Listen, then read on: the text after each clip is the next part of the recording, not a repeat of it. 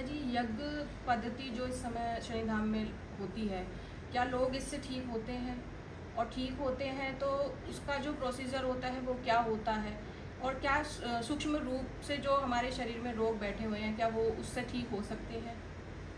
देखिए पुत्र, ये जो रोग की बात आप करते हैं, मुझे ये समझ में नहीं आता। रोग तो डॉक्टरों से ही ठीक नहीं होते। मैं बार बार इसी बात पे हंसता हूँ। आप रोगों की एक लंबी लिस्ट ले लीजिए, डॉक्टरों से पूछिए इनमें से कौन कौन से रोग ठीक होते हैं, ठीक है ना। तो कुछ आंखों संबंधी, कान संबंधी, गले संबंधी कुछ रोग को छोड़ के, ठीक है, यानी कि आधे रोग ऐसे हैं जो डॉक्टरों से कभी ठीक नहीं होने वाले। बस वो ये कहते हैं कि इनकी जीवन भर आपने दवाइयाँ खानी है, कोई पैमाना नहीं है आप कभी ठीक हो पाओगे, नहीं हो पाओगे। बस ये मेंटेन करते रहना है आपने।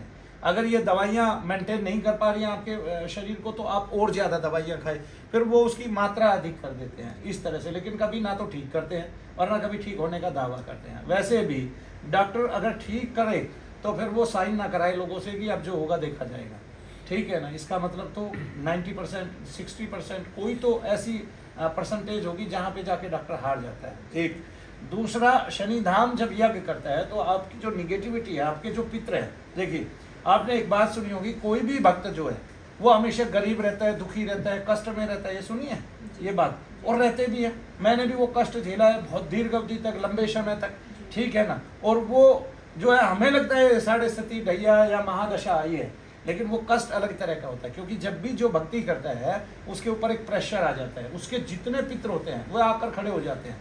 उसके घर में जितनी बाधाएं होती हैं, कुल में जितनी बाधाएं होती है, वे आके खड़ी हो जाती हैं और उसकी भक्ति का जो है लबादा ओढ़ लेती हैं, आवरण ओढ़ लेती हैं। और जब वो भक्ति करता है तो उनको राहत मिलती है, शांति मिलती है, उनमें से एक एक करके मुक्त होता चला जाता है उसका पितर। तो ऐसे तो वो भक्त जो है परिपुष्ट होता है। इसलिए कहते हैं कि भक्त जो होता है अपने पितरों की 7 पीढ़ियों को पार उतार देता है, कोई भी भक्त होता है। एक बात। अब दूसरी बात कि जो हमारे पितर हैं, हम यज्ञ करते हैं, यज्ञ क्यों करना चाहिए? देखिए, ये आपका शरीर है, इस शरीर में यहाँ पे जठराग्नि है, ये आपका शरीर नहीं यज्ञ है, ठीक है। आपके मुख से सोमरस जाता है, यानी कि आप जल पीते हैं, उसके बाद आप जो है अन्न खाते हैं। तो आप उसमें पाकन खाते हैं, आप उसमें हविष्यान खाते हैं, यानी कि आप फल फूल खाते हैं, उसमें फल खाते हैं बहुत सारे, और फिर पका हुआ अन्न खाते हैं। इस तरह से आप जो है संतुष्ट हो जाते हैं और वो अग्नि उस सारे अन्न को पचा देती है, ठीक है। तब जो है बहुत सूक्ष्म रस निकलता है और वो सूक्ष्म रस आपकी नाड़ियों में फैल जाता है। आपकी इंद्रियां प्रसन्न होती है, जो मन रूपी इंद्र है वो प्रसन्न होता है, और वही चंद्र है वो प्रसन्न होता है। वो जितना प्रसन्न होता है आपके रोग समाप्त हो जाते हैं। तो सबसे पहले तो आप यहीं से सीखें कि हमने शरीर को क्या क्या देना है। हमने शरीर को अच्छा जल, स्वच्छ जल देना है। हम जैसे भगवान को स्वच्छ देते हैं, ऐसे हमारा जो ये यज्ञ है इसमें बिल्कुल स्वच्छता जानी चाहिए। पका हुआ अच्छा अन्न होना चाहिए, शुभ अन्न होना चाहिए, अच्छा जल होना चाहिए, अच्छे फ्रूट होने चाहिए, अच्छे आम वगैरह हों, सेब वगैरह हों, जब जो सीजनेबल फल आते हैं वो फल होने चाहिए। अगर हम उसको तरीके से खाएंगे तो हम कभी बीमार नहीं होते और इंद्रियां पुष्ट रहती हैं, इंद्र देवता प्रसन्न होते हैं और हमारी शक्ति बढ़ती रहती है। दिन प्रतिदिन हमारा तेज बढ़ता रहता है, हमारा बल बढ़ता रहता है, आंतरिक बल बढ़ता रहता है। ये यज्ञ तो है शारीरिक यज्ञ, और इससे भी कितने सारे रोग भाग जाते हैं, बताइए। तो जब हम बड़ा यज्ञ कर रहे हैं, ठीक है, स्थूल यज्ञ कर रहे हैं, बाहर यज्ञ कर रहे हैं, ये अंतर यज्ञ था। हमने अंतर यज्ञ किया। प्रत्येक मानव में एक यज्ञ चल रहा है, उसके पास अग्नि है और उसके पास उस अग्नि से जो हमने डाला है, हविष्यान डाला है, हमने जो पाकन डाला है, हमने जो सोम रस डाला है। सोम रस को एक्चुअली में जो लोग हैं वो मूर्ख है भारत के। क्यों? क्योंकि वो सोम रस को क्या समझते हैं? सुरा समझते हैं, दारू समझते हैं, ठीक है। सोम रस का मतलब ये है कि भगवान चंद्रमा की ऊर्जा में रात्रि में, ठीक है, जो जड़ी बूटियां पकती हैं उन जड़ी बूटियों के रस को सोम रस बोला जाता है। उसको हम यज्ञ में सर्वप्रथम डालते हैं। आप शुद्ध जल भी डाल सकते हैं, उनकी आहुति देते हैं। आपने देखा होगा लास्ट में यज्ञ में हम जो है भारी पदार्थ की आहुति देते हैं, यानी कि घी आदि की आहुति देते हैं। अब जो सोम रस है उसको हमने गलत समझ लिया। ब्राह्मणों के लिए तो वो केवल अदरक और गुड़ का रस है, और अन्य के लिए, देवताओं के लिए वो सारी वनस्पतियों का, सारी जड़ी बूटियों का मिला जुला जल है, उसको सोम रस बोलते हैं। अब भारत में जो एजुकेटेड है, बड़ा एजुकेटेड है, जिसने एमए किए हैं, पीएचडी की है, वो सोम रस को कुछ और बोलता है, वो सुरा बोलता है सोम रस को, ठीक है ना। क्यों? क्योंकि राक्षस प्रवृत्ति हो गई है भारत में बहुत सारे लोगों की। अब उनको क्या कहा जाए, क्या समझाया जाए कि ऋषि मुनि क्या सबसे पहले यही पिएंगे, सबसे पहले यही देंगे, ठीक है ना। इसलिए आज जो है जनता बहक गई है। तो बहुत सारे लोग जो है भक्ति के नाम पे आपसे दारू चढ़वाते हैं, मांस चढ़वाते हैं, ऐसे कराते हैं। लेकिन हमारा जो यज्ञ है वो इतना शुद्ध है, उसमें सर्व शुद्ध गोला डालते हैं हम, ठीक है। उसमें क्या नहीं होता, हम कम से कम 50 पदार्थ डालते हैं, हमारी सामग्री में भी वही पदार्थ होते हैं। जब हम उसका यज्ञ करना स्टार्ट करते हैं तो मैं फल साथ साथ लेता हूँ देवता से, दूरी पे नहीं लेता हूँ। एक ऐसी प्रक्रिया भी है जहाँ के देवता सबको खाता हुआ दिखाई देता है, ठीक है। बहुतों को दर्शन देता है सूक्ष्म रूप से, बहुतों के सपने में आके बताता है कि मैंने ये आपका दिया हुआ खाया है और अब मैं आपको उसका फल प्रदान कर रहा हूँ। इससे ज्यादा क्या देखेंगे आप शनिधाम में आके। और कोई भी आदमी अगर ये देखना चाहता है कि यज्ञ से लोग ठीक होते हैं तो वो यहाँ बैठे 4 दिन, और 4 ही दिन में देख ले, 5वां दिन नहीं दूंगा, 4 ही दिन में देख ले। हर रोज मैं दावा कर रहा हूँ, मैं अगर सवेरे से हवन कर रहा हूँ, शाम तक सबके दर्द कम होंगे ही होंगे जितने भी लोग शनिधाम में आएंगे। इससे भी ज्यादा क्या बात बताऊं। और माइग्रेन के 100 आदमी दे दो मुझे जिनको डॉक्टरों ने माइग्रेन बताया। क्यों? क्योंकि मुझे पता है बहुतों के तो टेस्ट में ही माइग्रेन नहीं आया है। तो जिनके टेस्ट में माइग्रेन नहीं आया है वे दोष से पीड़ित है, उनको एक ही दिन में, पहले ही दिन से लाभ होना शुरू हो जाएगा। अब यज्ञ की बात कीजिए। यज्ञ जो है वो उसकी उपमा, उसकी शोभा, हमारी उसकी कीर्ति और उसका यश आगे ना, और उसका विवर्धन हमारे ग्रंथों में बताया गया। तो वेद यज्ञ से शुरू होते हैं, वेद में यज्ञ की ही महिमा है। और वेद अथर्ववेद में तो कहा गया है कि यज्ञो विश्वस्य भुवनस्य नाभो, कि ये यज्ञ है जो समस्त भुवन मंडल का नाभि केंद्र है। और ये नाभि है ना, यहाँ यज्ञ हो रहा है ना, अन्न पक रहा है ना, अन्न पक रहा है और हमारी इंद्रियों में जा रहा है, पुष्ट हो रहे हैं हम, इंद्र देवता प्रसन्न हो रहे हैं। ऐसे ही वो इंद्र देवता प्रसन्न होता है। तो जो अंतर में है वही बाहर में है, और वहाँ जो मन रूपी चंद्रमा है वो प्रसन्न होता है। और उसमें औषधियाँ जो है सुंदर आकार लेती है, और फल फ्रूट जो है सुंदर आकार लेते हैं, और फिर हम उनको खाते हैं, पुष्ट होते हैं, बलिष्ठ होते हैं। ये भगवान की ऊर्जा है। उसने हमें अन्न दिया, उसने हमें धैर्य दिया, उसने हमें विलक्षणता दी, उसने हमें मानव बनाया। ऐसे तो मानव जीवन जो है वो बड़ा ही दुर्लभ है। और हम आज अगर दुख पा रहे हैं तो हम ये ना सोचे कि ये हमारा दुख है। मानव जीवन 84 लाख योनियों के बाद मिलता है, तो कम से कम कुछ तो विशेषता होगी ना में। आप बहुत बड़े धनवान हैं। निर्धन भी अगर भारत में कोई है तो उसका मतलब क्या है कि उसके पास घर है, रोटियां हैं।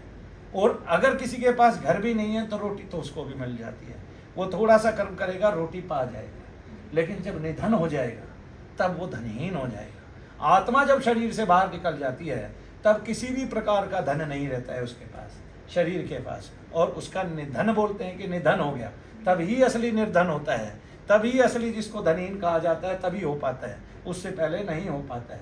इसलिए सब जो है मूल्यवान है, सब जो है कीमतीवान है, और सबकी असीम कीमत है। क्यों? क्योंकि अंतर में आत्मा है, अंतर में, और वो परमात्मा का स्वरूप है। परमात्मा निर्धन नहीं है, ऐश्वर्यवान है। आपके पास जो परमात्मा का स्वरूप है आप ऐश्वर्यवान है। जो आत्मा सो परमात्मा, और जो आत्मदर्शन करता है वो परमात्मा ही बन जाता है इस संसार में, वो परमात्मा के तुल्य हो जाता है, क्योंकि वो परमात्मा ही है। जिस प्रकार से सूर्य हजारों घटों में दिखाई दे रहा है, उसी प्रकार से सभी मानव शरीरों में जैसे सूर्य दिखाई देता है, ऐसे ही भगवान परात्पर रूप में, सूक्ष्म रूप में रहते हैं। जैसे जितने भी स्वर हैं वो इस संसार के उस पुरुष का स्वरूप है जिसको हम ब्रह्म बोलते हैं, और जितने भी अक्षर हैं वो उसकी पराशक्ति का स्वरूप है। तो जो आप कै बोलते हैं, कै प्लस ए कै होता है, ख बोलते हैं ख प्लस ए ख होता है, ग बोलते हैं ग प्लस ए ग होता है। तो जिस प्रकार से आत्मा इसमें सूक्ष्म तरीके से रहती है, उसी प्रकार से स्वर और व्यंजन का भेद है कि किसी भी स्वर में, जैसे कै में हम ए नहीं ढूंढ पा रहे हैं या ए को नहीं देख पा रहे हैं लेकिन महसूस कर पा रहे हैं, उसी प्रकार से हम इस शरीर में भी ईश्वर को आभास कर पा रहे हैं। ठीक है, आपके अंतर में प्राण आवागमन कर रहे हैं। अगर आप शरीर को अपना मान रहे हैं और शरीर से आप सब कुछ करने में सक्षम हैं, तो फिर एक काम करने में सक्षम क्यों नहीं है? आप मर्जी से लाखों काम करते हैं, तो आप मर्जी से श्वसन रोक लीजिए ना। तो इसका मतलब कोई है जो सर्वोपरि है, जिसने जितना दे दिया वो उतना आपको देगा ही देगा। अगर आपने बलात् उसका हरण कर लिया तो आप यूं ही भटकते फिरोगे, क्योंकि आपने परमात्मा की मर्जी के बिना कुछ किया है। आपने आत्महत्या कर ली, आत्महत्या कभी होती नहीं है। जैसे भारत में क्या है ना, भारत में एक बात है कि यहाँ का आदमी इतना होशियार हो गया है, इतना होशियार हो गया कि अंग्रेजों ने जो कहा वो ठीक, महापुरुषों ने जो कहा वो गलत। जैसे हम हिंदी भाषी लोगों को ले, तू शब्द आता है, अम्बे तू है जगदम्बे काली, जय दुर्गे खप्पर वाली, तू निराकार तू साकार, ऐसे बोलते हैं। ब्रह्म के लिए तू शब्द लगाते हैं, भगवान के लिए तू शब्द लगा देते हैं, जिसमें सर्वभाव सम्मिलित है।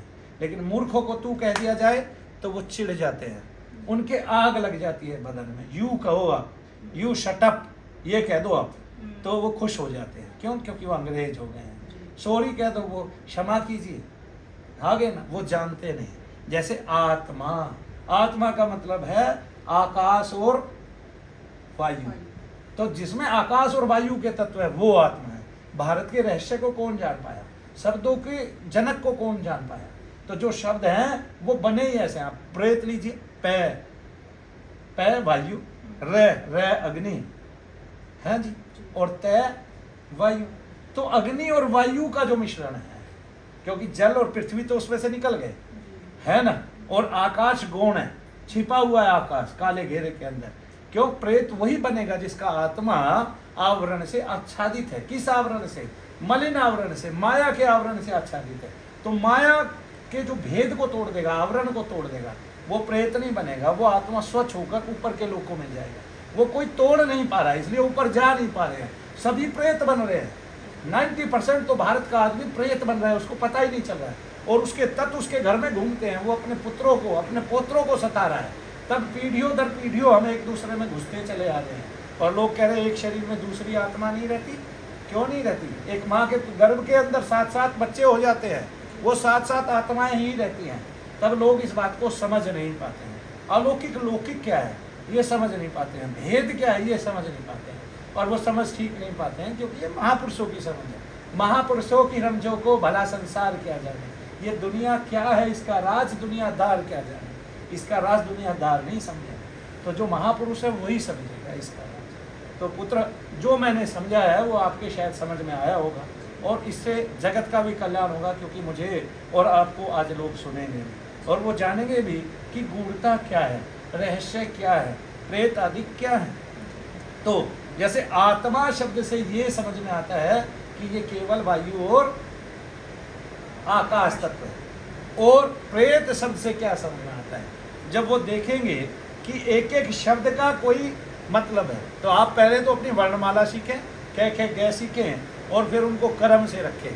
तो जो कै वाला क्रम है, जो पहला क्रम है, जो पहला अक्षर है, तो वो कवर्ग, चवर्ग, टवर्ग, टैठ है ऐसे, और तवर्ग और पवर्ग, ऐसे सारे वर्गों के प्रथम अक्षर वायु है, द्वितीय अक्षर जो है अग्नि तत्व के हैं, और तृतीय अक्षर पृथ्वी तत्व के हैं, और जो चतुर्थ अक्षर है वो आकाश तत्व के, आगे ना, जल तत्व के हैं, और जो पंचम है वो आकाश तत्व के हैं।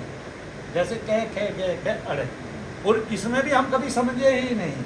ये सारे के सारे जो है अस्त्र हैं, ये सारे के सारे भगवान की शक्तियाँ हैं, जितने व्यंजन हैं। जैसे पैसे पास हमने सीखा ही नहीं, पैसे शय से शूल, पैप है, फै से फरसा, है ना, पैप है, आगे क्या आता है, बै भै, बै से क्या आएगा, बै से बाण आएगा, और भै से भाला आएगा, और मैं से मुदगर आएगा, मूसल आएगा, ठीक है ना। तो ये भी हमारे अस्त्र ही हैं। भगवान के पास उनकी जो शक्ति है वो अस्त्र रूप में है, वो वही काम करने में दक्ष है जो भगवान चाहते हैं, जो ईश्वर चाहता है वो वही काम करने में दक्ष है। बस हमने सीख कुछ और लिया, हमें सीखना कुछ और था। जैसे हमारे 90% ग्रंथों में, तंत्र के तो प्रत्येक ग्रंथ में, और जितने भी मंत्र है उसमें सब में लिखा हुआ है कि आप किसी भी मंत्र से किसका शोध कर सकते हो, या किसका मारण कर सकते हो, किसका उच्चाटन विद्वेषण कर सकते हो, किसका भूत प्रेत आदि का निवारण कर सकते हो। ये प्रत्येक मंत्र में ये लिखा है। फिर यहाँ का महात्मा भारत का, हंसी आती है मुझे, क्योंकि निकाल नहीं पाता ना, तो उन पे ये हंसी आती है कि वो अपने किसी भी कर्म को साक्षात करके नहीं दिखा पा रहे हैं। मैंने एक विशुद्धानंद जी के बारे में पढ़ा था, तो वो जो कहते थे वो करके दिखा देते कि उन्होंने कहा कि एक बूंद गंगा जी में यहाँ डालिए जहाँ से गंगा आरंभ होती है, ठीक है, और निकालिए कहाँ, जहाँ समुद्र है, तो वो निकाल के दिखा देते थे। बाकी और किसी ने ऐसा कारनामा किया नहीं।